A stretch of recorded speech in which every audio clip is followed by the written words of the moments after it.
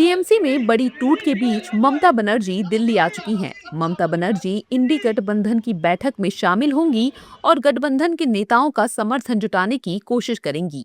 इसी बीच दावा किया जा रहा है कि विधायकों के बाद सांसद भी ममता बनर्जी को झटका देने की तैयारी कर रहे हैं। खबरों के मुताबिक कई सांसद बीजेपी में जाने की तैयारी कर रहे हैं, तो कुछ बागी गुट के संपर्क में हैं। आंकड़ों पर नजर डालें तो बसीरहाट के सांसद हाजी नूरुल इस्लाम के निधन के बाद लोकसभा में टीएमसी के सदस्यों की संख्या 28 रह गई है। दल बदल विरोधी कानून के तहत किसी अलग समूह को मान्यता पाने के लिए संसदीय दल के कम से कम 2/3 सांसदों का समर्थन आवश्यक होगा। मौजूदा संख्या के हिसाब से लोकसभा में ये आंकड़ा 19 सांसदों का बनता है। वहीं राज्यसभा में टीएमसी के 13 सांसद हैं। वहीं गौर करने वाली बात ये भी है कि ममता बनर्जी की पिछली बैठक में सिर्फ 5 ही सांसद पहुंचे थे, जिनमें लोकसभा के अभिषेक बनर्जी, कल्याण बनर्जी और माला रॉय। वहीं राज्यसभा से डेरेक ओब्रायन, डोला सेन थी। हालांकि टीएमसी की तरफ से कहा गया है कि सभी सांसदों को नहीं बुलाया गया है, लेकिन ये सवाल उठने लगा है कि आखिर ममता के साथ कितने सांसद खड़े हैं। जाहिर तौर पर ममता बनर्जी के सामने नई चुनौतियों का पहाड़ खड़ा हो गया है।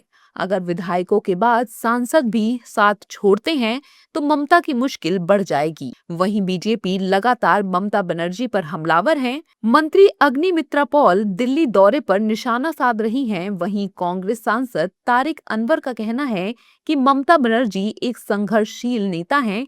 जो लोग इस समय टीएमसी छोड़ रहे हैं वो अवसरवादी हैं।